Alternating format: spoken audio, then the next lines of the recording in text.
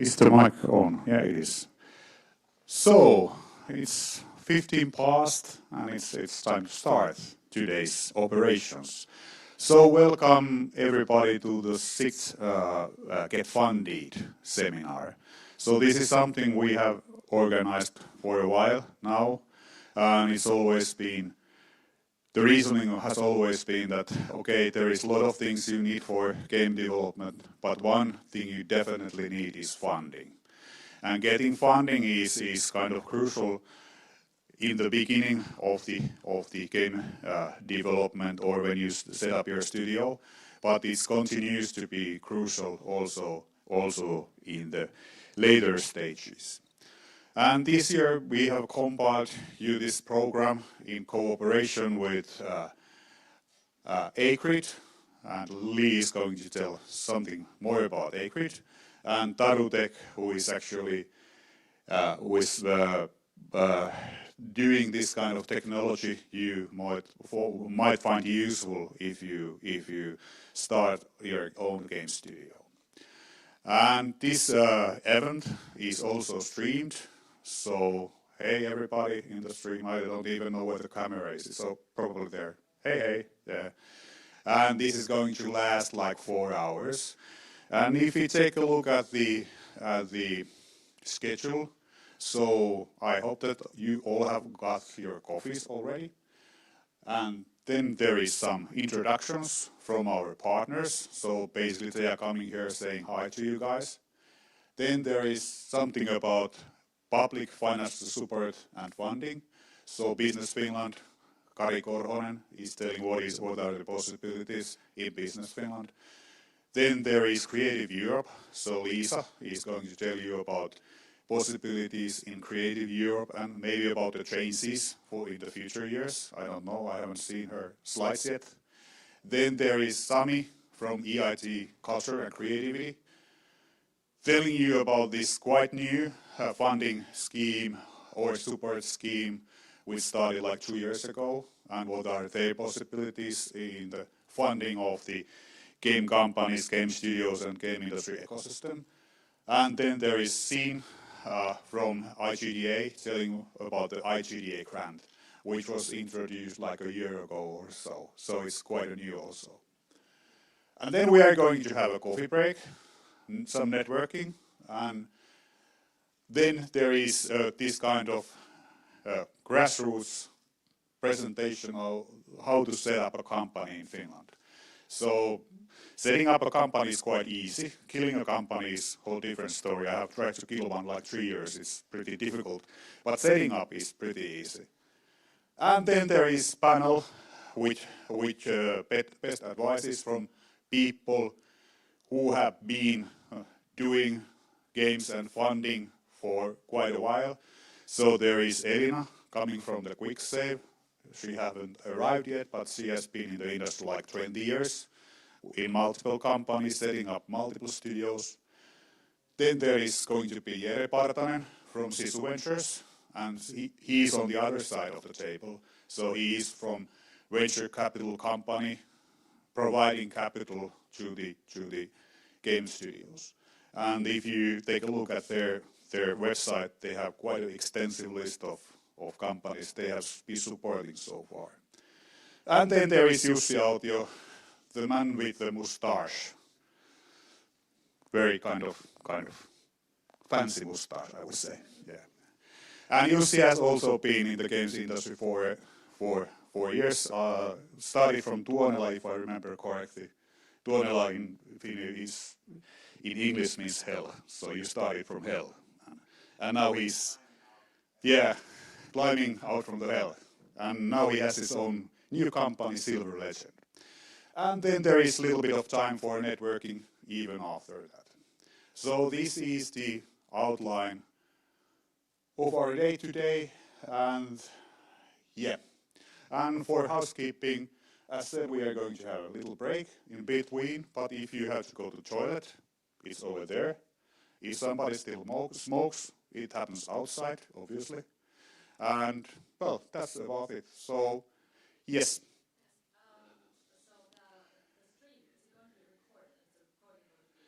I don't know about that. Is it going to be recorded? It will stay on YouTube. Yeah, you can find it from our YouTube channel, from NeoGames YouTube channel. So, Play Finland, sorry. Yeah, yeah. So if you want to see it afterwards, there is possibility for that also. Yep, but I think that it's time to give the stage to Lee, who is going to tell something about our host today, Agrid. Microphone as well. Sure. Hey, welcome everybody. Who's here for the first time? Okay, awesome. This is very rare that this happens. So welcome to Agrid. We are the Aalto University Startup Hub. We have 165 companies here. Of course, this whole campus. So we can see the stream probably, yes. Basically 80 startup companies were created here on the Aalto University campus. And of course, this is one place where some of those companies can stay. So really happy to welcome you here. Korpe and Suvi have been doing a great job in this industry. Actually, probably, I admire you guys a lot because you've been like doing this for such a long time, and it's, I would say, one of the closest communities that we have, or cluster, if you want to say it like this, that we have in Finland. So I think that's the strength and power that we have in the gaming industry. So despite all the changes, despite all the shifts, I think we're in pretty good hands. So something is like lasting. They're doing something right, that's for sure. So big welcome to have you all. Yeah, every now and then, yeah. I wanted to invite Jonne here as well, because inside of this building we have the Espoo Game Lab, and Jonne is going to talk for a couple of minutes. We have a few other gaming companies in the house as well, but just wanted to welcome. So go ahead. Thank you. Thank you, Lee. Thank you, the organizers. This is great. Time clicking. I don't have too much time to tell you about the Game Lab. Who has heard about Espoo Game Lab? Who has not heard about Espoo Game Lab? Okay. So here in this same building, there on the 4th floor penthouse, we have a game incubator and game product accelerator program that I've been running for a couple of years now. And our goal is to make more mature game companies that can actually sell products. So our focus is quite a bit on the game design and the game business side that we have here. It's a full-time program, and right now it's the last year of the funding, the EU funding that we have. So there's no guarantee there's going to be next run, but we are working our asses off to make it happen, and also trying to make it even bigger. So, yeah. I'm senior advisor for the city of Helsinki, working for this, Helsinki. Wow, don't tell anybody. City of Espoo. I need to cut that short now. But yeah, city of Espoo, and trying to help with the game companies to succeed and new people to start game companies. Okay, I think that was my 15 minutes. Thank you. Okay. Yes. So it was greetings from Lee and Jonne. Jonne was not in the program, but well, he was in the stage. Yeah. And the next is our another sponsor or partner, Tarutech, who is actually developing a software, as I said, which you might find useful if you ever end up to game development. So Alfonso Ortiz, sorry about this. Yeah. Alfonso Ortiz Palma de Junco. No de, but only Junco. Yeah, yeah. Thank you so much, Kope. Yeah, thanks everyone and welcome. So we are actually a company that works in these facilities, Aalto Startup Center and Agrid. So definitely for all of those starting the ride, I recommend there is a great ecosystem, great facilities, and it helps to get networking, visibility, and access to investors. So definitely if you have any questions about what is the experience of being here, please welcome and chat with us. And just a few words for those starting a game or already with some games in the works. Our technology tries to help developers to make better games faster and cheaper, basically by providing custom AI models that can learn to replicate human-like behavior. So you can run playtests on the fly within the game engine and try to balance your game and test your designs faster. So we are still in close piloting, but we are very happy to work with anyone who is happy to explore and test new technologies. And that's everything on our end. Thank you so much. Sorry? So we are exploring providing the tool for free for the pilot customers as long as there's good collaboration and feedback. So definitely come and talk to us. And looking forward to help also all of you with our technology to make good games. Thank you and enjoy the event. Yeah, doing testing is one of the crucial things in the games industry because, of course, you want to know if your game, when it's done, is it going to be something that people really want to play, or is it something which is going to end up to the pile of not so successful games, which is huge at the moment. So that might provide you some answers that problem. But moving on with the program, so Lee mentioned something about the sustainability or being in the industry for a long time. I would say that the most sustainable supporter for the games industry, at least funding-wise, has been Business Finland, or I always refer it as a Tekes because it used to be Tekes. It has been Business Finland like 10 years, but still I don't remember it properly. But Business Finland, formerly known as Tekes, has been the supporter of the Finnish games industry, and we have estimated that they have invested 150, 200 million euros to the Finnish game industry during the last 20 or so years. And one of the persons who have been doing this for a while, I guess that like over 10 years, 15 years maybe, is Kari Korhonen, and he's senior business advisor in Business Finland. And he's the guy in the Business Finland who knows the games industry best, and he's going to tell you something about the possibilities of the Business Finland funding at the moment. So, Kari. Thank you, Kope, for your kind words.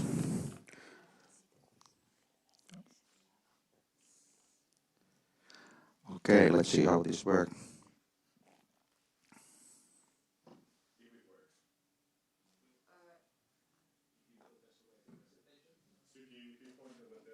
Yeah.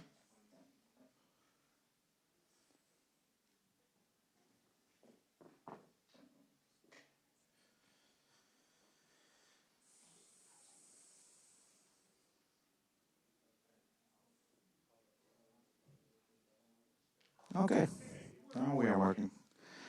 Okay, let's start. And well, once again, thank you for the invitation here. I've been here a couple of times earlier, so it's always nice to be here in a Get Funded event to tell you a little bit about the Business Finland and earlier Tekes, like Kope mentioned, how we have, what are the possibilities, how Business Finland can support your business in early stage, especially. I have, in a way, good news and not so good news, because I'm going to introduce you to 3 funding instruments, and 2 of them are in a hold at the moment because of government budget cuts, and we are waiting that they are starting in beginning of next year. But still, I'm going to introduce those to you guys, because later on I have also some advice you to when you are a startup or early way of your creating your business. So what you have to think about when you are perhaps thinking that Business Finland could help you. So let's see about it. So something about the Business Finland. Business Finland is an organization which works under the government, and it works from the taxpayers' money. We are investing annually, I don't know, 600 million euros to research and development work. And there are some other upsides as well, but that's the takeaway which you had to remember what we are doing. So it's regulated more or less about the policymakers and government programs, and also current strategies which we have. And our objective is to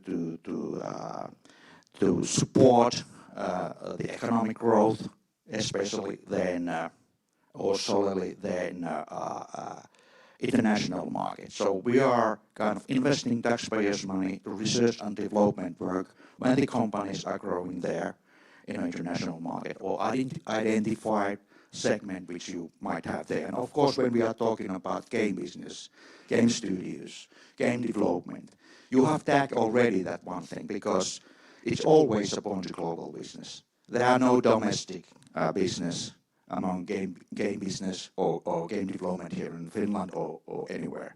So that's a good thing. But of course, the challenging thing is that Business Finland is there, that the taxpayers or policymakers, they are waiting benefit results for our home economy, new jobs, new investments, tax income from international markets. So that's why Business Finland exists.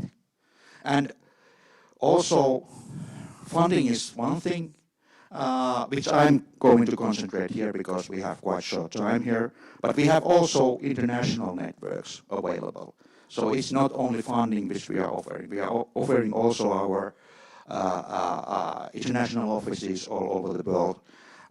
If you need some help or if you need some information, for instance, local regulation or perhaps some collaboration or universities or whatever. Our target customers are companies and then the research, universities and academic players. And now I'm only concentrating 3 funding instruments which are targeted to startup companies. I'm not going to talk about so-called co-innovation projects, which are projects or consortiums which include universities and also companies, and they are forming kind of consortiums and they are developing some things. But I'm not going to do that. It's a different event to introduce that.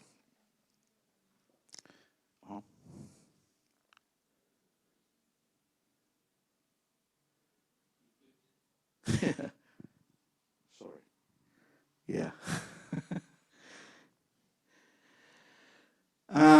Let's start from this. Some points to note for next year. We are in a stage that we have kind of created a new strategy. And when you are kind of starting to negotiate with us, it's very important to know that this new strategy, which are going to introduce you later on this month, so be alert. It's pretty new.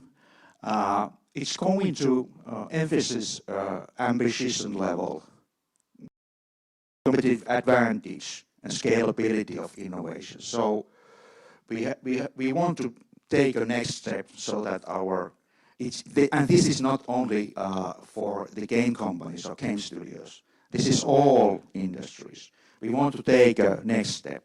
We want to encourage our companies and developers to kind of, develop new innovations, new competition advantage there in the international markets. So be aware that this is a kind of background strategy behind everything. So we are kind of, want to address this objective. Also, the good thing is that research and development funding will increase next year, about 100 million about that. So there is more money to research and development work. But unfortunately, tempo funding, I will introduce that shortly for you guys. And also Young Innovative Companies program, so-called new program in Finnish, are temporarily closed. So we are waiting, and I'm assuming that they will be open next year in some form. And the reason is budget cuts, the government budget cuts. So unfortunately, that's a thing. But even that, later on, I will give you some hints and advice how to go forward, because the absolutely worst thing is that you are kind of going to quit or if you or kind of lighting on fire in this situation. I mean, I'm encouraging you to continue your work and your plans, creating your plans, because that's very important. Because these things, and the money and upside which are coming from government, there's always possibility that they are going to change. These decisions are going to change, and there will be also some other instruments or upside available. So it's very important you continue systematically your developing and your creation work, whatever you have there in your company. It's very important. And then I will be shortly introducing you to funding for creative industries program and call, which are starting next year. I'm not saying that this is this compensate the lack of tempo or young innovative companies program, but it's a good possibility to game developers as well, because game studios are eligible for that call, and there's 9 million euros available. It's a second round. First round was last spring. We got the 78 project applications there, and worth of 23 million euros. So it was a quite good call. Actually, the final account is not ready. We are still doing some work for 3 or 4 projects. Then we are counting.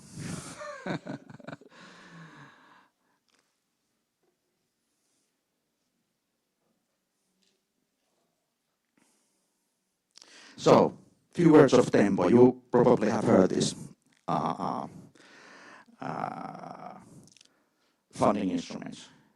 Extremely good instrument for startups. You can do many things about using these funding instruments, except research and development work. So this is not a development money. This is preparation money when you are validating for instance, your game, your players, game community, or your IP, and doing a lot of very important preparation work. Also preparation your business plan. Also preparation strategy how to get investors to your company. There are a lot of things what you can do and it's been a quite good instrument. Total cost eligible are 80,000 euros. You can get 60,000 grand, and good thing is that 70% of money you could have that immediately after the positive decision. So extremely good instrument doing multiple of things. Unfortunately, it's closed until further notice. So I'm repeating, not just product development, but market research, customer information collection, piloting, test marketing as well, but not marketing. This is two different things. But anyway, it's quite good. Then let's go to research and development funding. Fortunately, and this is the funding instrument which available money is growing. That's the instrument which we got 100 million more next year, and it's spread into different instrument. Loan, it's a soft loan, 1% rate, and then there's a grant.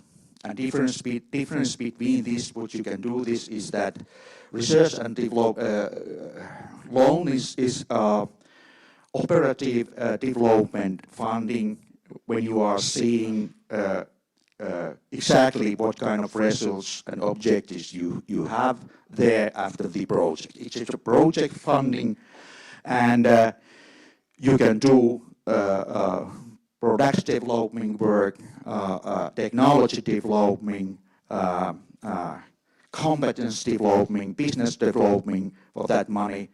And it's focused the competence and systematic work, not exactly then your first release or your next release.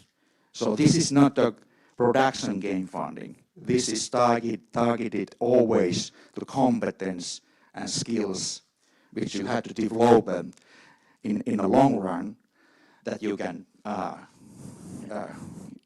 produce excellent games then in the upcoming future. So this is a defining of what we are kind of concerning what is research and development activities. And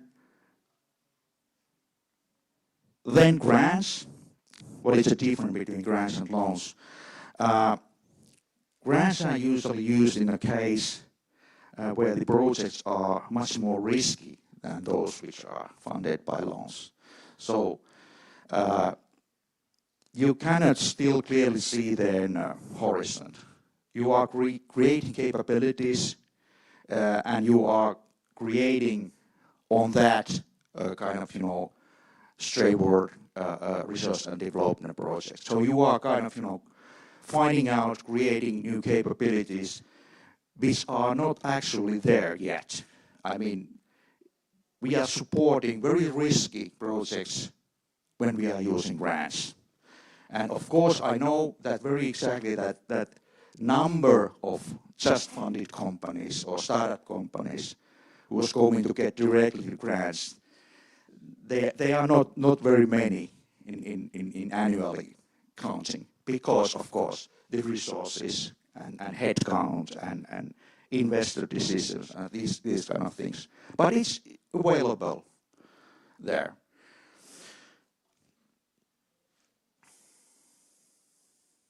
And then the third one, young innovative companies, and also this is temporarily closed.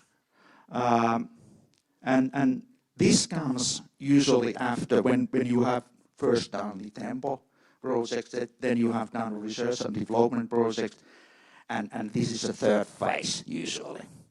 And I had to address that you don't need to take all of these steps first in Tempo and then in R&D and then this young innovative companies program.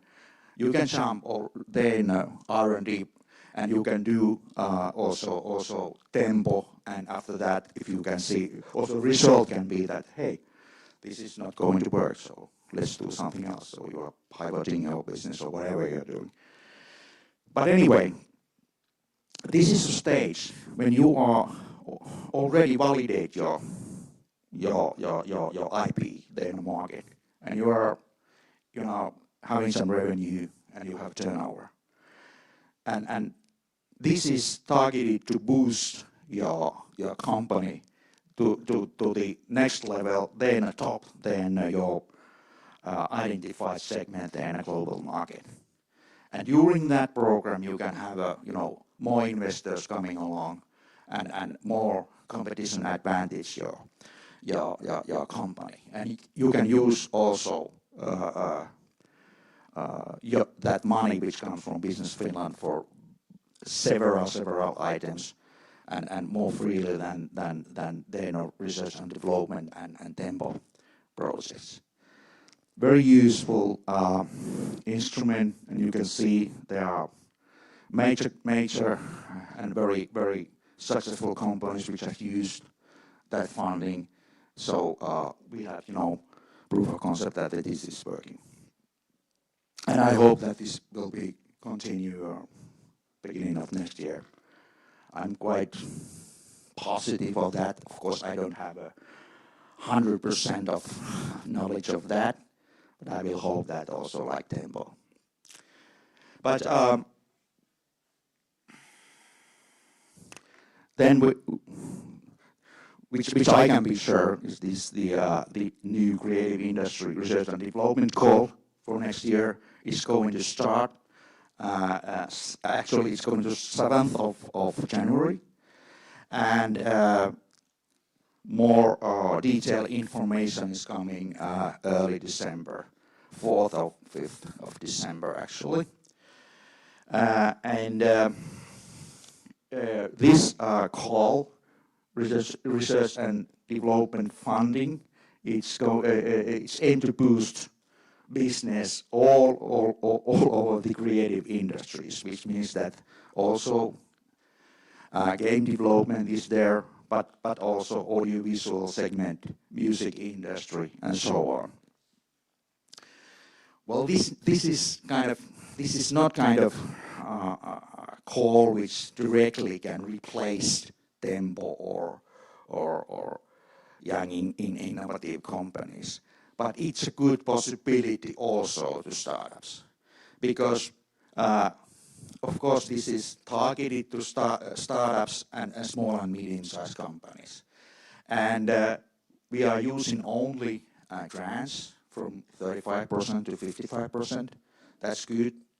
Of course, you have to remember that when we are in this call, and if you got a positive decision, all the amount of funding is paid afterwards. So you have to take care of the cash flow and take care of your project plan very carefully. But anyway, it's a good possibility. And of course, we had our first round in last spring, and there were 7 to 8 applications for that program, and 9 million euros available, and there was worth of 23 million euros of applications. So it was quite good goal in that sense that we had a critical mass there where to pick up. Of course, there were a few quite large applications as well, which a little bit differs the calculation. But we are still doing the last 3 to 4 or 5 projects. Decision-making process is still going on. So I think before Christmas we have the final count of what happened in that call, but actually it seems quite good. So we are targeting more or less same kind of amount of application also next year, and there are, like mentioned, 9 million euros available. Now the hints and what you can do, and before contacting Business Finland, if you identify that Business Finland can be your partner, whatever is your objective there, are you looking for them or research and development funding or whatever, it's very important to remember at least these 4 things. First of all, growth vision. What kind of growth and scale of your business you are aiming at? Then international market. Identify international market. Because we are there, because we want to encourage you to international market, not in domestic market. Growth there in identified markets. So please put attention about that. Of course, it's very important to see that because we are funding projects, so we want to see your project plan draft. So you have kind of proportional draft of what you are going to do. What are the work packages there? Not complete project plan, but some kind of hint what you are going to do. It's much more easier to give a comment about that. And then it's very important to kind of and I want to address this quite highly, competition advantage and innovation, because that's a regulation, that's a rule there in a business Finland. We want to see that our customer companies are growing there in the international market. What they are, they can be multiple different kind of, steps which you can take there. But we want to see that you grow there so that you have some kind of, plan and some kind of competence and skills, and you can show what those capabilities are, so that which are perhaps better than somebody else has there in the same segment there in the international market. It's very important because we cannot fund regular development work, even that it can be challenging and hard and difficult. But when it's regular developing work, like game business, game studios, their business idea is to release IPs, develop games. That's the business as usual. But we want to see what is unique there. What is the competition advantage there, so that you can grow there in your target markets, there in the international, global markets. And if you can describe that, if you have some kind of, simple example or simple kind of explanation there, plan, strategy, it's extremely good. Financing plan, because Business Finland is always funding only a part of the project. You need your own funding. You have to have a complete plan of funding. It's very important. It means that what kind of investors you have there. Do you have some kind of pre-seed there, or what are your next steps after the project is done? Is it a temp, or is it an R&D project, or is it there now creative core project which you are planning at?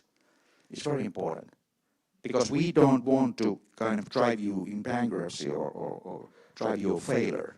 We want you to grow, and it means that you have to take care. Of course, you can use our funding, and it's very important in some early stage. But we want to see that what happens next. So what you are going to do is very important.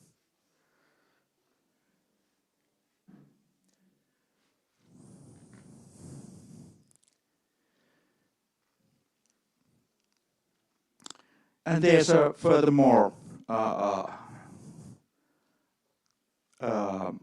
kind of hints or advice for you. But the most important thing is that do your homework, prepare your case before you contact us.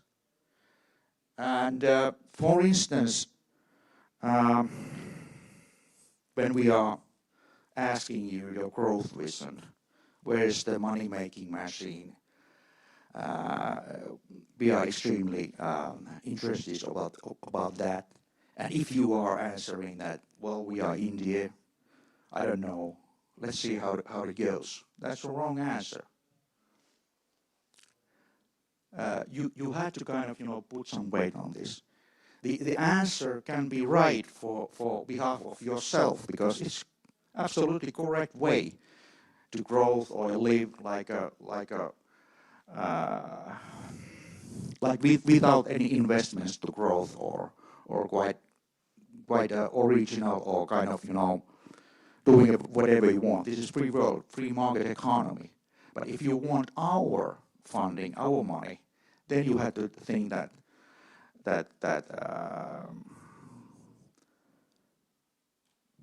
you have to kind of, introduce you the core of your business and your capabilities and a money-making machine. I'm always addressing this because this is very important. And if we can see this, and if we can see you don't have to have all the answers ready. It's enough that you have put some weight there. You understand that it's important. And the correct answer can be that, well, at the moment I don't have any kind of answer to this, and I don't know, but I will find out. How it's always a good answer. So when you start planning, well, it's good that you have self-confidence or big ego, well, that's good. But be realistic also. So behind of that, there should be also calculations and simple mathematics.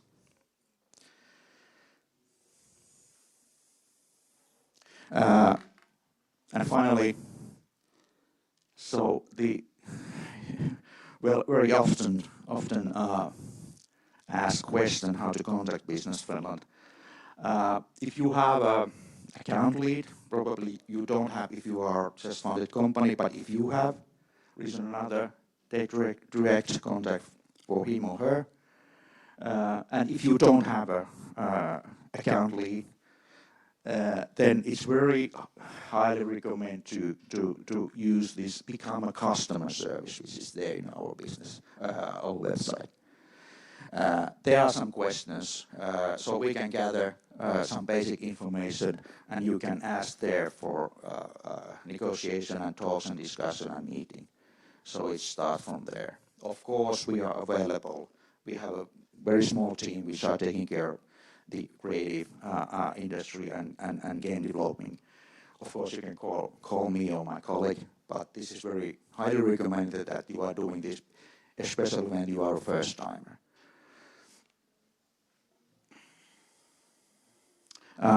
More information, I will share this presentation, so there are these links available.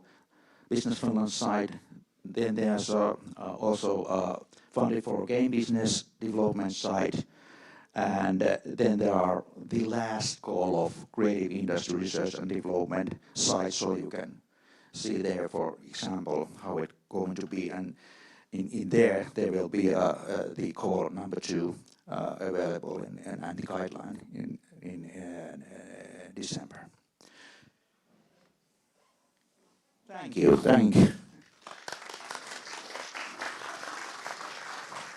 So there is time for a very short question or questions. Yep. Yeah.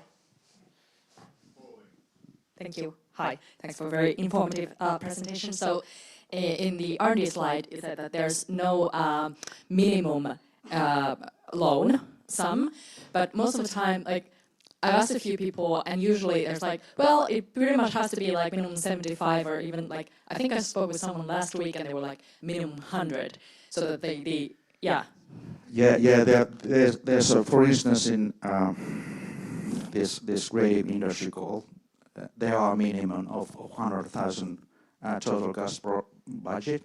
Well, in theory, in R&D loan, there are no, let's say, exclusive minimum, but in practice there are, because usually we want to see that the budget size is credible enough, so that you can do those things which you are aiming at.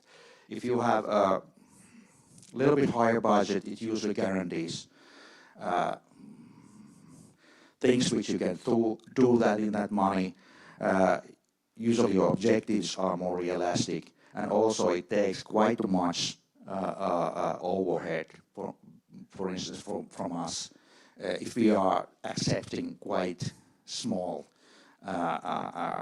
R&D loan project, for instance, because even this Tempo funding is up to 80,000. So if the R&D loan budget is 100,000, it's quite small. It takes so much paperwork and overhead to handle. So I'm recommending you to have at least 200,000, 250,000. It sounds more credible, I think. For the whole project. Okay, is there something else? One thing, there's a minimum of 100,000 euros total cost in that creative call, which is upcoming in January. So it's a little bit lower. So it's almost same than in Tempo, but not. Okay. Okay, if there is is nothing. There is one more. Very quick, please. Yeah. Sorry. You said that, let's say that I have a game studio, right? And in order to get funded, you need some sort of innovative angle. What does this mean? Like, really, can you give us examples of what this means? Does this mean like I have an innovative game, or I have some sort of innovative business idea on how to make games in an innovative way? Exactly. You have a kind of idea of in innovative way how to make games. It can be a technology. It can be a kind of platform thinking. It can be a business kind of structure. Of course, it can be that you have a very innovative game, of course. But there's a huge problem that we cannot put all the effort just funding the first release or the first game. It's because, well, this is quite complicated thing, and this lead to European Union group exemption regulation, which deny us to, to put funding only in productions. So we had to put weight there, innovation, competition advantage, and usually it comes from way or another from technology, game design or tools or these kind of things. So there are a lot of possibilities. And of course, in some cases, and many cases actually, we can take some of the cost of the first release or next release, next IP funding, because if it's totally necessary to kind of prove or validate the total project, for instance, technology, how it works. So it's possible, but only a small portion of the total costs. So in Finnish it's complicated. Or you can also say computer says no. Yeah. Okay, thank you, Kari. Are you going to be here for after or during the break, or? Yes, I will be here. So Kari is going to be here after the break or during the break. So if you have something to ask from him, so feel free to ask. So now we are going to have a small break in the stream because there seems to be some echo in the stream. So let's have it now. So we.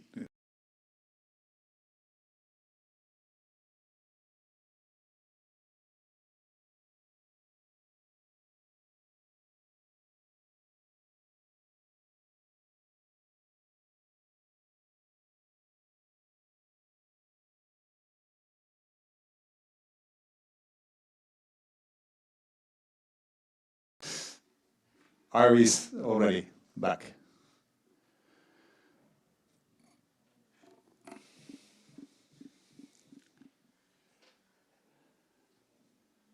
don't know what is the reason for that. We try to fix it by restarting this stream.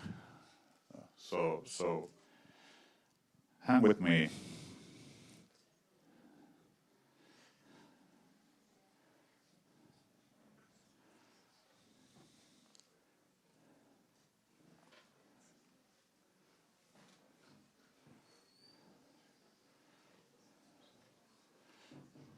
This is not an official break, by the way. But if you have to go, you have to go.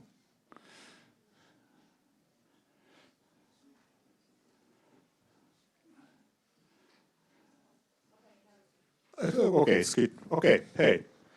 So then we continue, and the next in the stage is going to be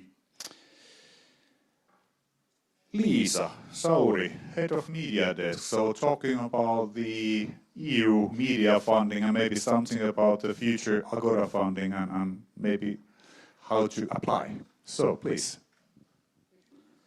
You can take anyone. So I have a really handy way of having my speaker notes in front of me. Hello everybody, and hello everybody on the screen. I hope you can hear me and see me. I hope we can get my presentation up there. My name is Liisa Sauri, and oh, that's the wrong one. We have wrong slides. We're both from the EU, but not from the same department. So my name is Lisa Sauri, and I started working at the media desk, Creative Europe media desk in February. My predecessor, Charles Dedekerman, worked there since the 90s for a really, really long time and was a super expert in these issues. And I've had a lot of, for the past few months, I've tried to fill her shoes and doing my best to help you with these things. And to learn, so it's actually my first round of game funding for Creative Europe as well. We're learning together. My contacts right there. If you don't get our newsletter yet, please do sign up. There is an option to only choose the game industry posts so that we don't like spam you too much. A little bit about what the funding is about. So Creative Europe is a funding program within the EU budget, and we have like the program started in 2021 and is ending in 2027. So we're at the like final couple of years. The entire budget of the program for 7 years is 2.4 million. And the program has 3 strands. As you can see, the media strand, where the game industry funding is coming from, is over half of the program's funding. Then we have a culture strand that funds literature and other fields of culture, and a cross-sectoral strand as well, which, for example, includes funding for journalistic projects. And as you can see, we're quite close to the end of the program period. We'll talk a little bit about that at a later point in my presentation. Let's see. The media programs funding, or this media sub-program funding, is divided into 3 clusters. We have a lot of different kinds of funding, and I can admit that I still don't know all of them by heart, but whenever you see a blue dot, that means that a Finnish applicant has received funding from that call during this program period. So the Finnish creative industry knows the program quite well, takes good use of it, and we have estimated that it brings about 2 million euros of funding to Finland every year, approximately. Then to the game industry call. So we have a call called fonts are not obviously working in my presentation, but don't mind. We have a call called NeoGames and Immersive Content Development, and the call is now open. It opened in the end of September, early October, and you can now find it on the in EU's funding and attendance portal. And the aim of the call, the objective is obviously, as with Business Finland, is to increase the capacity and global competitiveness of the industry. And there is a special focus in this call, that the call focuses on supporting narrative game projects. This is it's an interesting choice that they have made. Like, the focus of the media program has been on European stories, and the idea is that by telling European stories, we support European democracy, and that's why the focus is on narrative. And there is a rather long list of genres in the call document, which you can check, which kind of defines which games are considered narrative and which are not, or actually more focuses on which are not narrative. But the idea of a narrative-based game is that it has to have a narrative that starts and has a middle part and then ends. And I know that in some cases this is not ideal, but this is what we're working with now. This year's call, sorry, wrong year there, original gameplay, but it can be on any platform. There are no restrictions on that. We're going to have an info session about the call for Finnish applicants, hosted by me. Some of it, the content is going to be pretty much the same as here, but I'm going to go into more detail in the applying process. You can you can register for the info session on our website using the QR code over there. And there is also a info session that the EU EECA office hosts. It has already taken place. The recording is available on their website. It's very long, very detailed. And if you have problems getting sleep, that's an excellent choice. And my job is to in my presentation, my job is to kind of explain what they talk there in like plain actual English. Let's go further. Oh, thanks. No speaking machine.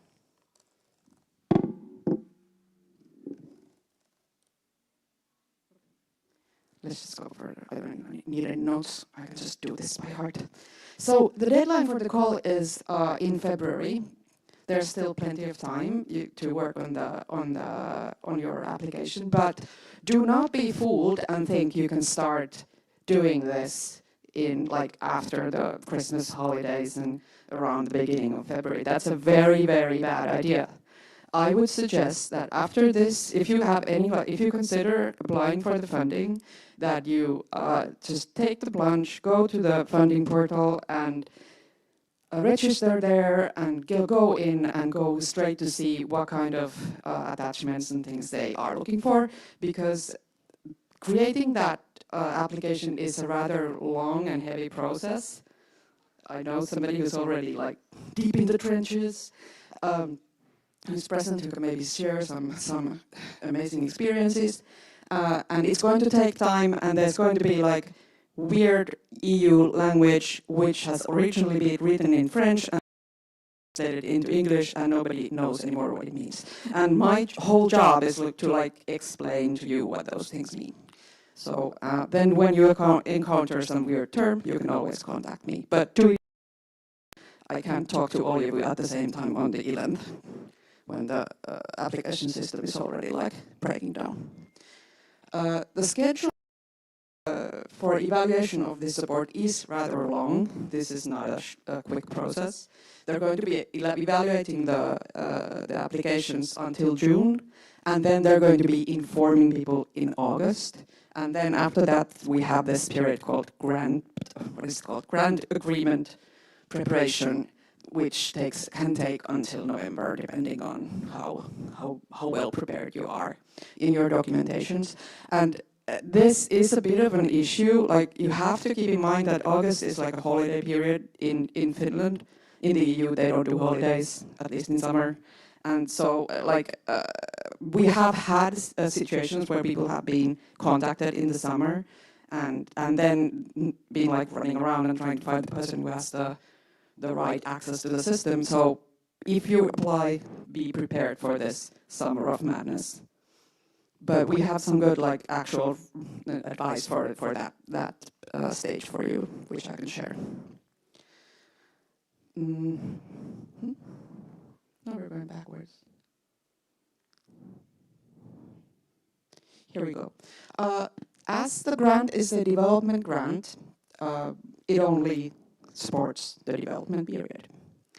And in the call documentation, it is stated that when you plan for your project for this call, you cannot include the production phase. And the way it's worded in the call document is that the production is understood as the phase starting from testing and debugging of the first prototype until the end of production of the Goldmaster or equivalent.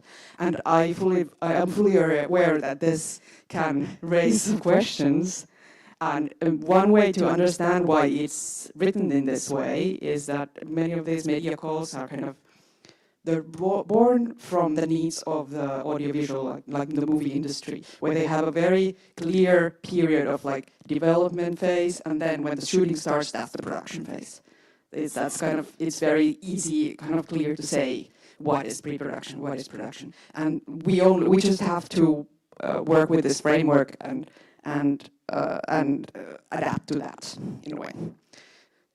Some examples of projects that have received this funding from Finland include a project called Eins by Red Stage Entertainment. It's like a third-person horror game, like an adventure game.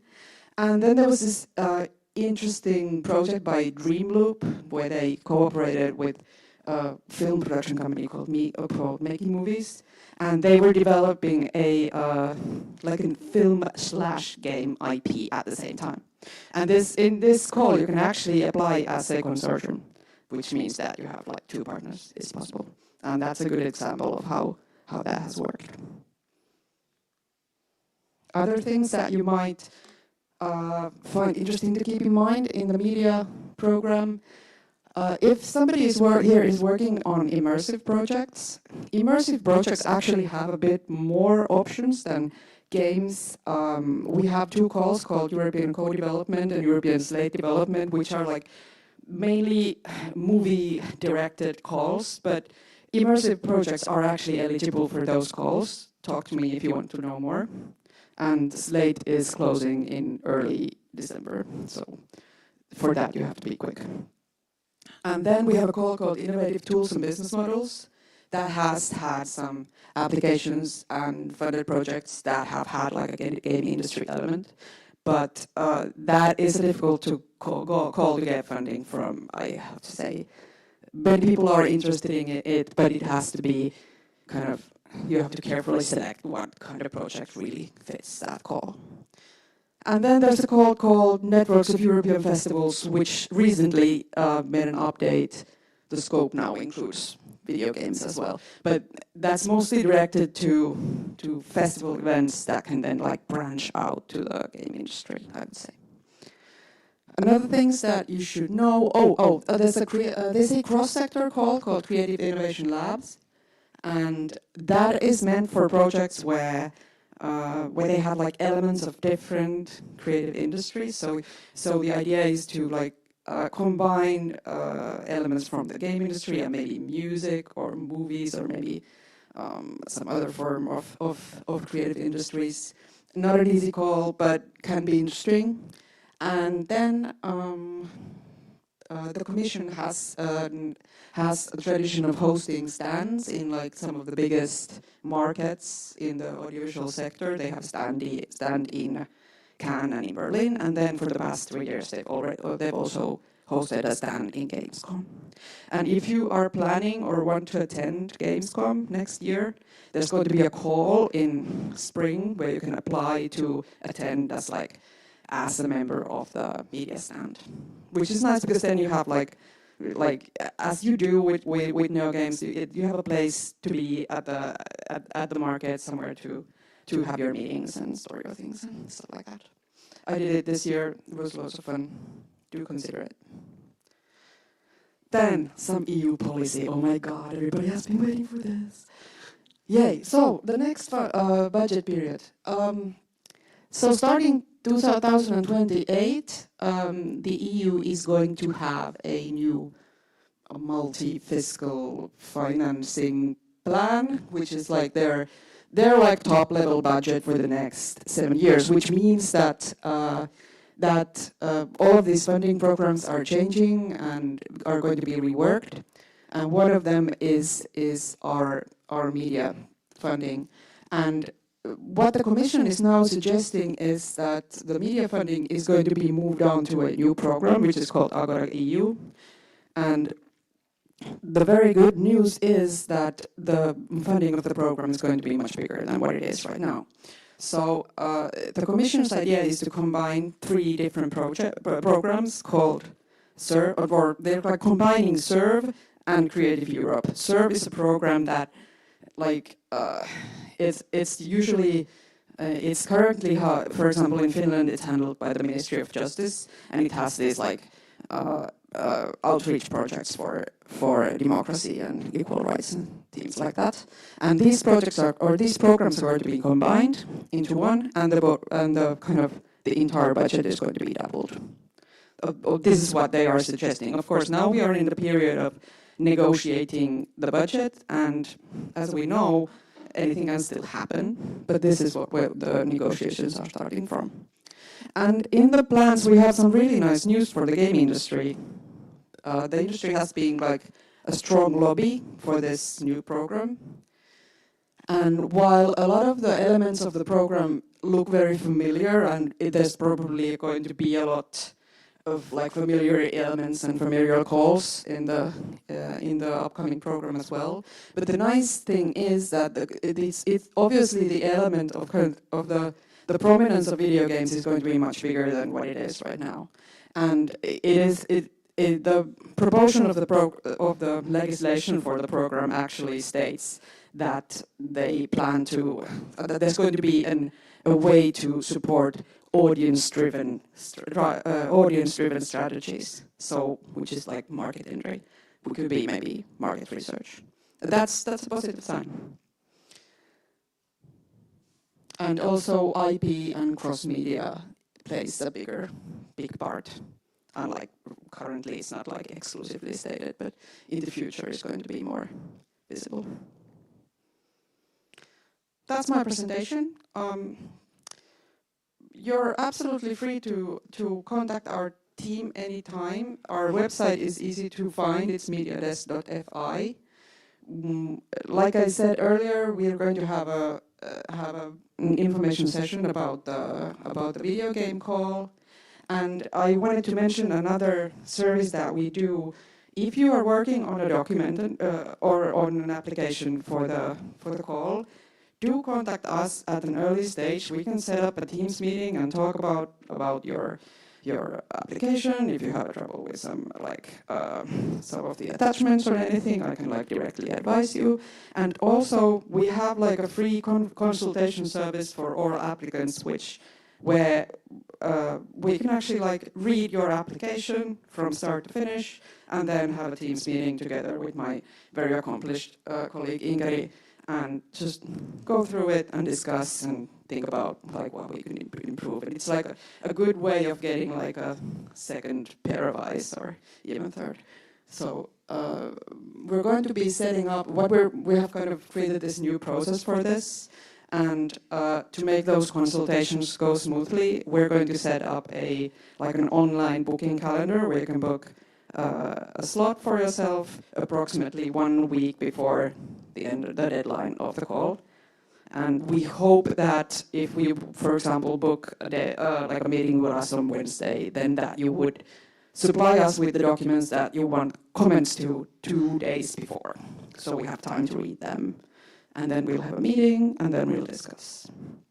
And I've also tried thinking of other ways of support, how to support the game industry applicants. In this particular call, the video game call, there is this mysterious document or this mysterious annex called Creative Dossier that they ask for.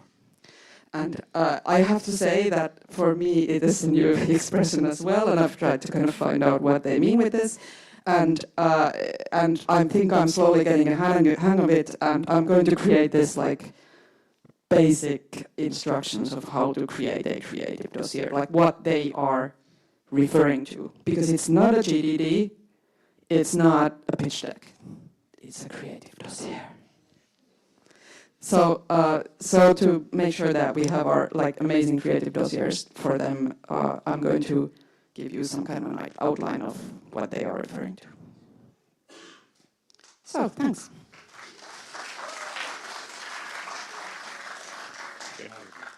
So, is there any questions about it? Yeah, there is a lot of questions. We have time for maybe 3 or 4. Perttu can have the first one because he's the oldest guy the oldest guy always goes first. Don't ask That's my rule. Thanks, Kope. So, Perttu, I'm a professor of games here at Aalto, and just wondering, how do these synergize with Business Finland? So, for instance, is it possible to apply for the media money 50% and other 50% from the creative industries from Business Finland? Can it be articulated in a way? It's absolutely possible, but you have to keep in mind that I was just looking at Kari's slides there, that they have 10 million euros of funding for you guys, and we have 10 million euros for the entire Europe. So, and you have to also keep in mind that this is a very competitive support. We get more than 200 applications, and they can only fund a small fraction of it. And in the past couple of years, the amount of applications has risen quite dramatically. For many reasons, and also in the other content calls. So you should always think about EU support as something kind of extra on top, where you have to have like your basic funding very well in place. Did you mean that if these fundings could be combined, or what was your basic? Yeah, so Yeah. I know Business Finland funds innovation, you fund narrative. So is there any Exactly. example of? Yeah. I think those can be like rather different projects then, but I don't see like any reason why they couldn't be combined. Yeah, I think that there is some. Do you have some policy in Business Finland how you can combine European public funding for the domestic funding from EU? So I'll bring you to Mike. So That's one thing that you have to keep in mind is that they're going to be double funding. Shortly saying that when you have whatever public source is coming, all the money is coming from European Union or some other governmental sources, I'm highly recommending you to keep those projects separately. Okay, good to know. Let's start for this, and it's usually the best answer. There can be some exceptions, and there are some different type of programs, but generally, when you are doing this, you can't go wrong. True. So basically, don't do it. Next one. Yep. Hey, less of a question. I just wanted to save time for everybody else. Who here has a gaming company registered? And this company has generated revenue from making games and is majorly owned by a European national. Okay, so you are eligible to apply for the video game funding. That's a good point. Yeah. Thank you. It comes to my question, which I have in my mind. Do you need previous experience? Because in the media funding before, you needed to have certain kind of track record and previous Was it not experience. mentioned here? I'm sorry. I didn't see it. Yes, one of the qualifications that the applicants need to have is that you have to have generated income from a game that was published by the applicant company. During last 18 months or so. Yes, So, and the income can be from sales or from ads. yeah. So So they basically it They look, requires it existing requires some. studios. It's like it's not a good option for somebody who's only just starting. So it requires a little bit of past experience. Yes, there is one more. I blame my missing notes for missing that. Yeah, Sorry. thanks for the speak, and I'm Reto. We are doing a VR game, and one thing I noticed when I glanced over the documents on the criteria for applying the funding was that you need to have as you were discussing before something published before and have some revenue, but I think they exclude early access stuff and stuff like that. So why is that? It's because they've had to make a decision on where they draw the line. So the reference work that you have to supply has to be a ready published work. And this, again, comes from the audiovisual side where you have a pretty kind of clear funnel. First you pre-produce, then you produce, and then you launch, and that's it.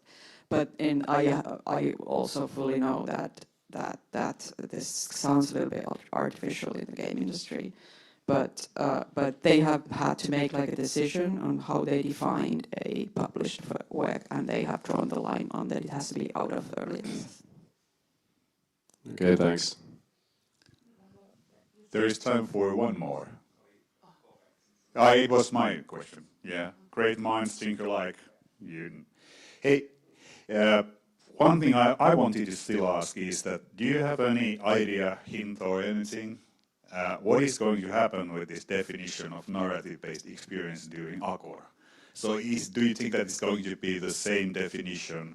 Is it going to be wider definition? Because games are, well, basically they are narrative quite often, but there is games which are not so narrative. I'm a huge fan of city simulations, and I understand this problematic very, very concretely. I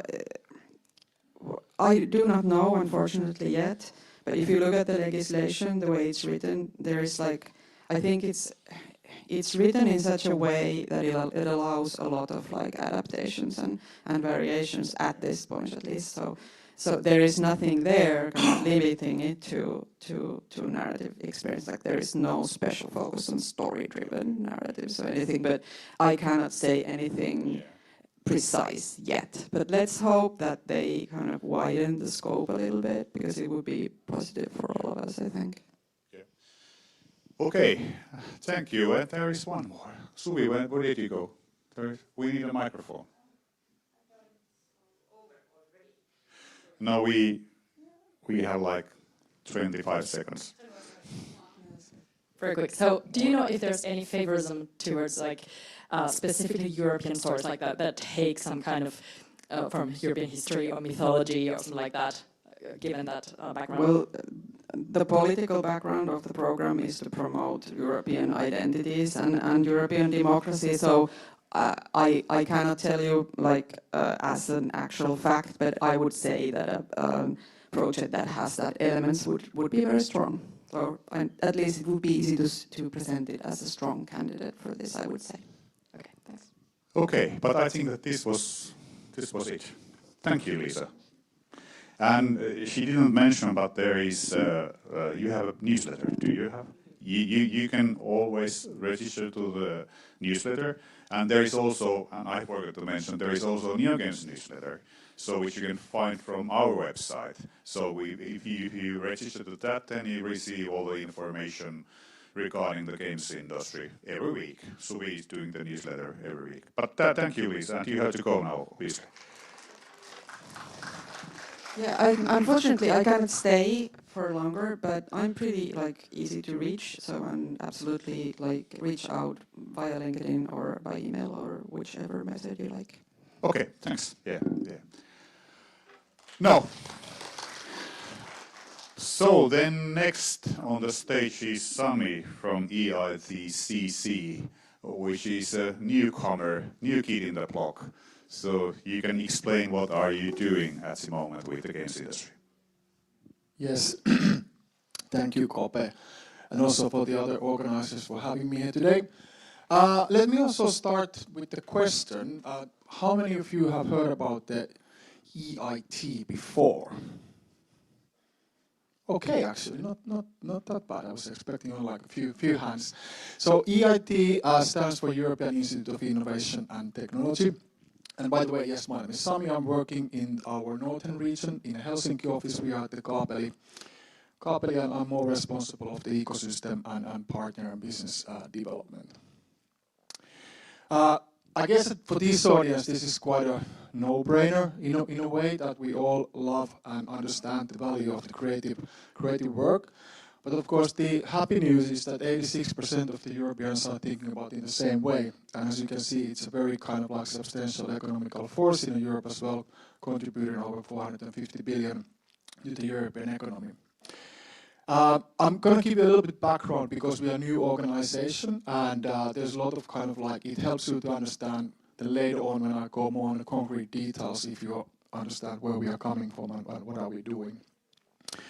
Okay, so there's a good awareness from the Europe, but of course there's a lot of challenges as well, because we are talking about culture and creative industries, not only the gaming.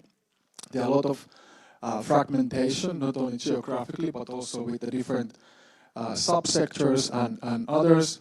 There is a clearly identified kind of like a skills gap regarding what the universities are providing and producing and what is actually the need from the market.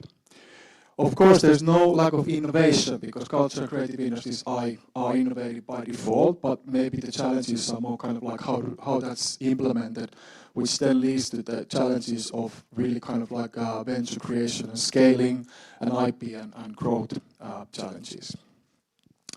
So hence we have established, so we are really kind of like one of the only European EU-funded institutions and projects that is actually really focusing on this cross-industry collaboration and providing funding and support in Europe for culture and creative industries. We are not the first in this EIT family. In EU jargon, they call this as a KICS, so Knowledge and Innovation Community. I'm always calling this as a vertical track. I think it describes better. But as you can see, there has been a lot of previous ones in covering food and health and digital and whatnot, but we are really the latest one, so we were established. It depends where you count, but basically, I would say end of the last year, we really started to be in action. So this has been our first operational year, and also meaning that we have been a lot of building this organization, building awareness, and kind of like where we are working. So some of the examples that I'm providing you today, there might be some minor changes, for example, our funding costs in next year. Hence, I'm not going super nitty-gritty details today, but I'm going to give you kind of like the overview.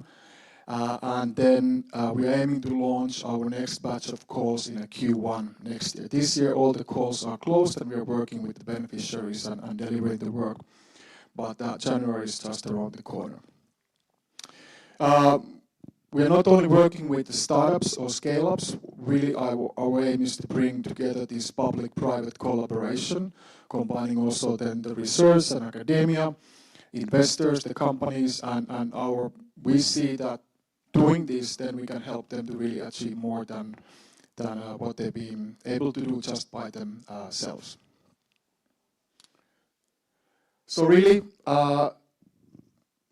we want to help the European culture and creative industries to scale, be more competitive. We all know the situation in the gaming as well, where we are when the distribution platforms are owned by non-European entities and companies. So really to be more competitive, creating more jobs, without forgetting that responsible growth, and of course then the environmental impact and social cohesion.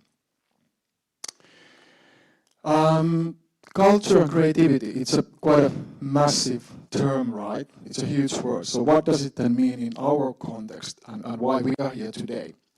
So we have defined in our strategy that basically we are focusing on 5 different areas: fashion, architecture, culture, heritage, audiovisual media, and gaming. And of course, what we want to see, I was mentioning that cross-industry collaboration, and that's also really one area where we want to see more this cross-pollinating projects and activities. And I guess that with this room, the audiovisual media and gaming, the collaboration there is probably the most natural one. So we're also working with a lot of different kind of institutions from the academia side, from the research, public, private, different cultural institutions. These are just our core partners, but for example, NeoGames and European Game Developer Federation are also our partners. We have Tampere University and Tampere University of Applied Sciences, our partners as well from Finland. And perhaps what you can see from these that it's still lacking a little bit on the private side players, and this is something that we're going to pay more attention next year. But like I said, this is our first year, and perhaps the first wave of getting partners on board was more natural coming from the public and academic side. Growing our community in Europe, and this is our basically physical presence. So I'm coming from the north, so we are covering 10 countries, mainly around the Baltic Sea, but we also have the Faroe Island and Iceland and Norway. And we have 6 offices across the Europe, and then a headquarter in Germany, in Cologne. So through this, we can also then provide that.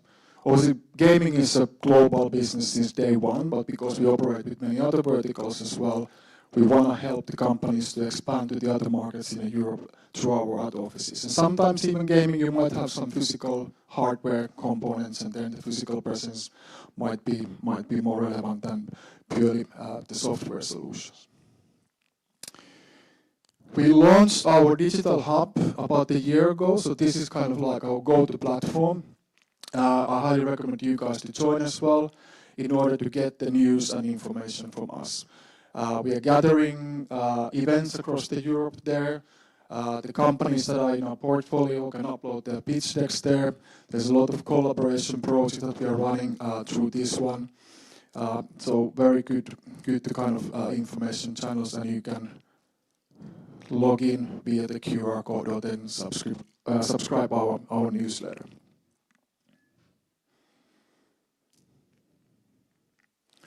Good. So then, what are we actually doing? A lot of big words, building all kind of partnerships and being all over the Europe, right? But what are we doing actually?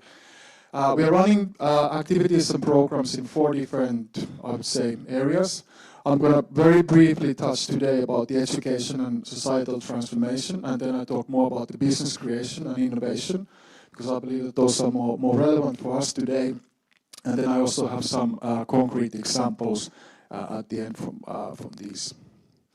So the education side is, of course, then we usually work with academia, universities of applied sciences. Aalto is, for example, one of our co-partners to really kind of like cross that gap.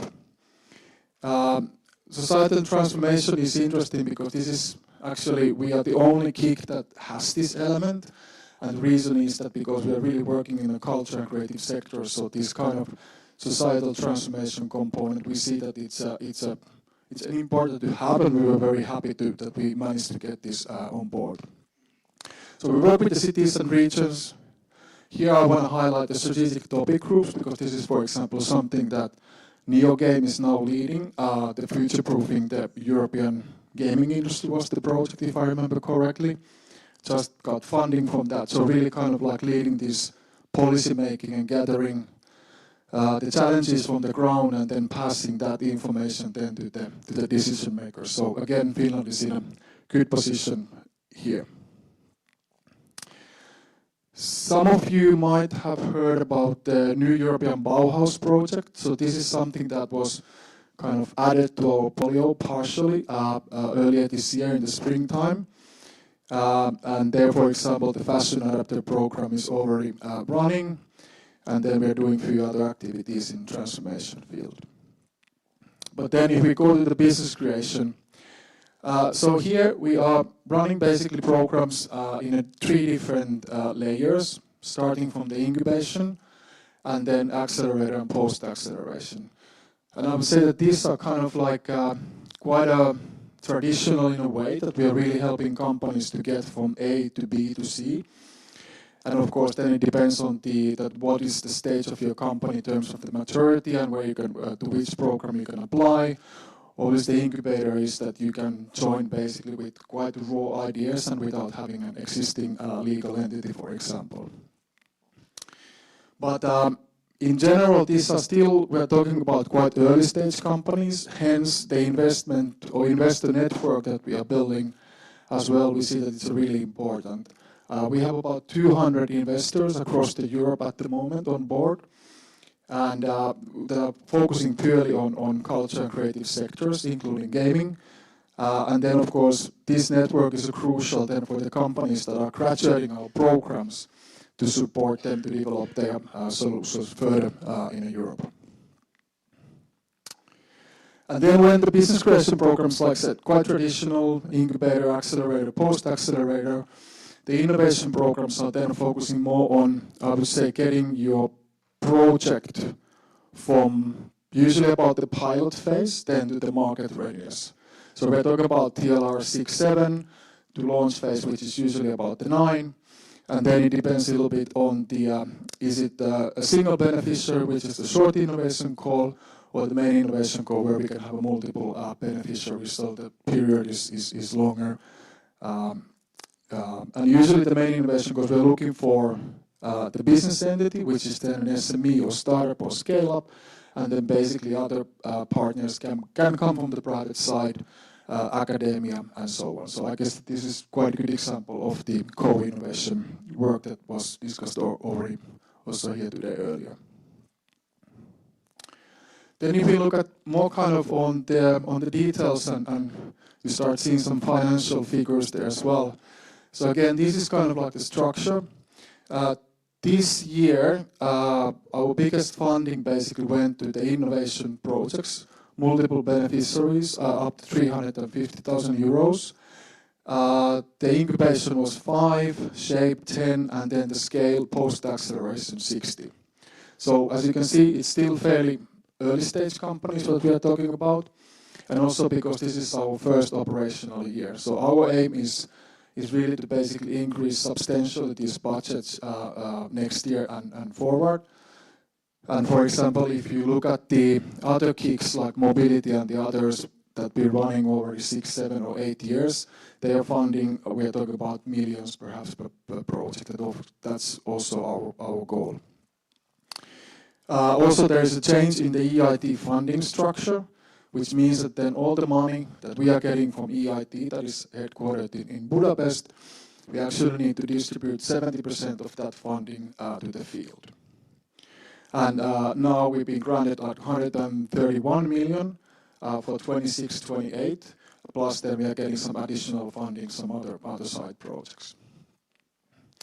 And personally, I think it's also good because that forces us to keep our organization like very lean, and more money is going then to the field, and we can create a bigger impact with that one.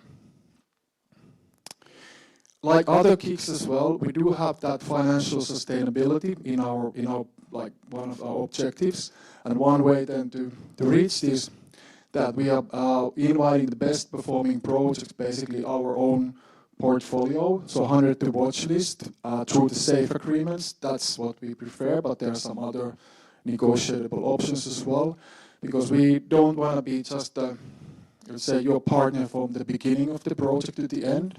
We want to be committed and then really kind of like helping and support you across the year to scale your solutions in Europe. And of course, for example, the investor network is a crucial part of that. And we are then constantly bringing the companies from our programs in front of the investors in the demo days and investor roundtables and other events. Then let's go a little bit more on the details. Here I gathered some examples from this year's project that been selected to our programs.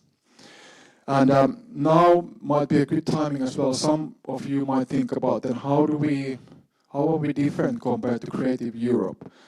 And perhaps there's no kind of like a very clear cut, but because we are the Institute of Technology, I would say that if Creative Europe is more kind of like on that creative content funding spectrum, we usually want to see some kind of technological components, scalable platforms and solutions.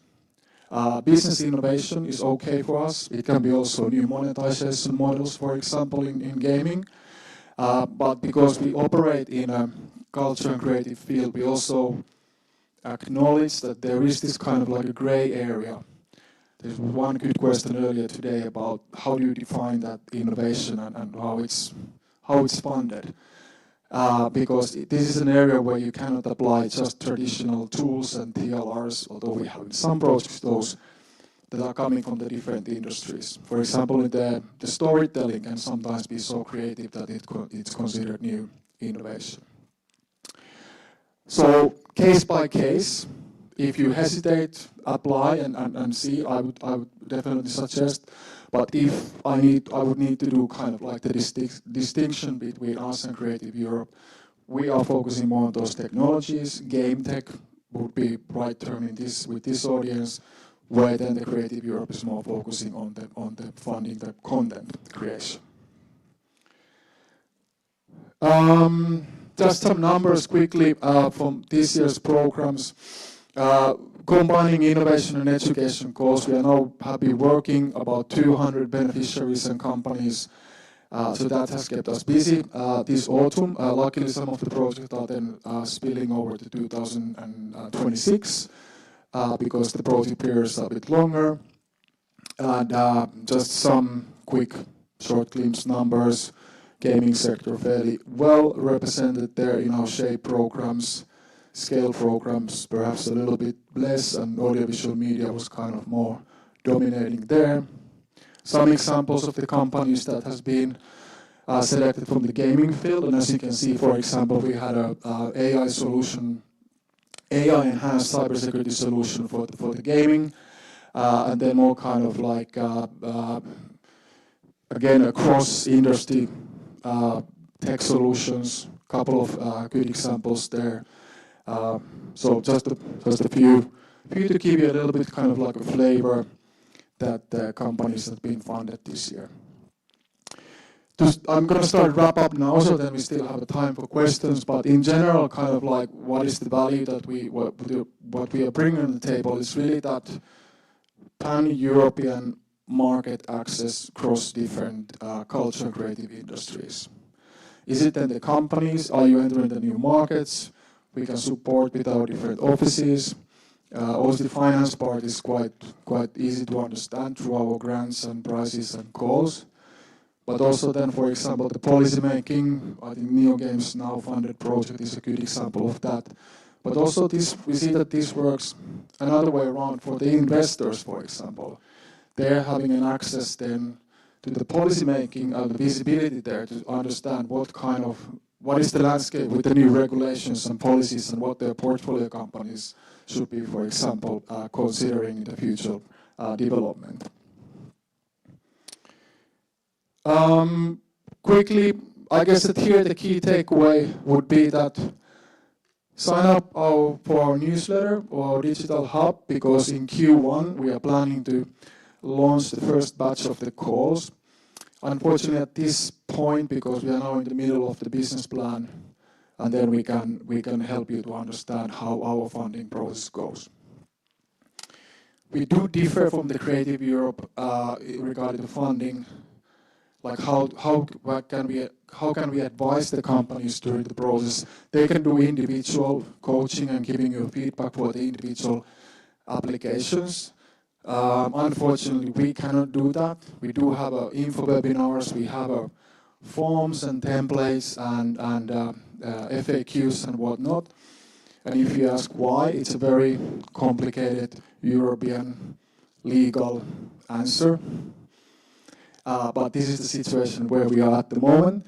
So kind of like advising the companies how do we approach it and how Creative Europe is approaching it is uncoupled. And that's it. And I'm going to also stay here till the end of the event. So if you have any additional questions, please let me know. Thank you.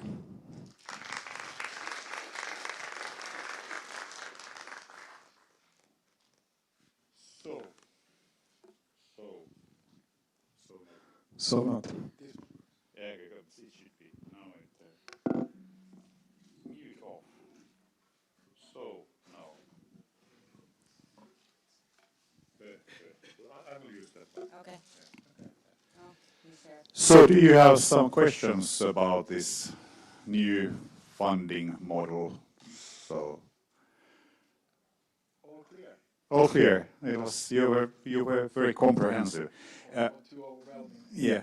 One the thing I would like to ask is that you mentioned about these demo days, and I know that it's early days for you guys because you are doing business planning. Are you going to have any in Helsinki in the future? Do you have any idea about that? Yes, actually, so we're running 3 kind of like pan-European flagship. So we're going to do an event on 17th of November at the Kapeli. And there we are actually bringing the companies from our program. So it's going to be the demo day for them, but also we're going to talk a lot about what does it mean to invest in the creative sectors in Europe. So and we also are releasing a study where we're collaborating with the European Business Sensor Network and done research with them. So that will be also published at the same time. So these events on Slush side event list, I'm not sure are they already closed because there's been huge demand, which is great, but have a look, and if you absolutely want to come, please contact me. I'll try to get you in. Yeah, and it's a good general advice. Slush is coming, there is a lot of side events, and take a look at the list of the side events because there might be something for you. I'm asking for a friend, if let's suppose that I have a company which is producing AI program for game testing. Do you think that you could apply with that kind of agenda? I think so. We have supported generative AI is a big hot topic been already a while, and there has been some solutions where the AI solution improving various kind of production processes, again, kind of linked to the platform and whatnot. So of course, the devil is always in the details, so don't quote me when you're submitting the application, but on a principle level, absolutely, yes. Let's suppose that friend is here at the moment. Could he have a talk with you after during the break? Of course. Okay, that's very good. So, hey, but thank you for that. Thank you so much, Kope, everybody. Thank you. Okay, there is one more before the break, and this is IGDA, International Game Developers Federation, our association, Finland, which is basically, they devised, like a year ago, they devised a plan. They wanted to have their own grant for game development, and Samborski and Behum Dogan are coming here to tell us a little bit more what is that about. Thank you. Hello, thank you. I am Sean. And I'm Begum, as known as Marketing Witch. Most of you know I've been here so many times for a different audience, but hi. Yes, it works, I think. It does, yes. So we are IGDA Finland grant team, and we are here today to spill the tea how you can get funded by grant program and what are the benefits. So let's begin. Awesome. I'm going to control that.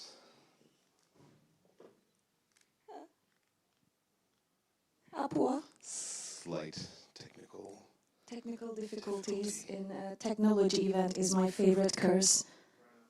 Tony. There we go. Yes. All right, so we have a very short agenda today for y'all. We are planning to talk to you a little bit about what the grant team is, introduce the team, as well as introduce you to the previous recipients, how you can apply, some of the benefits, things like that. And also we want to introduce you to your future mentors, which is priceless to get support from them, and some frequently asked questions. And if you have energy and not that shy, we are waiting for your questions, but please don't ask too hard questions. Thank you. So let's begin. So here, it's us.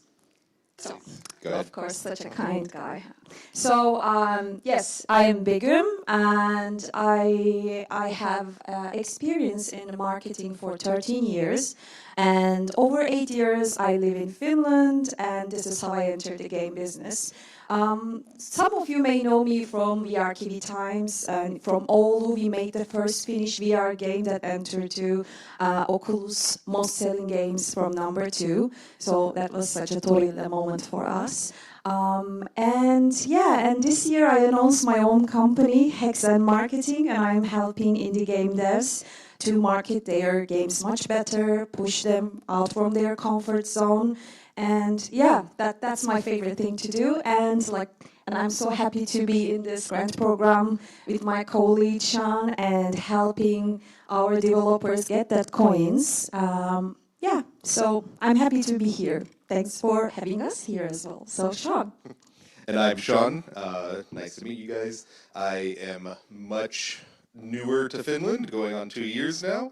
I originally came here to work at another game studio that has now been shut down, but nowadays I run my own studio based here in Finland and helping out with the IGDA grant because it's a pretty nice thing that they have going on.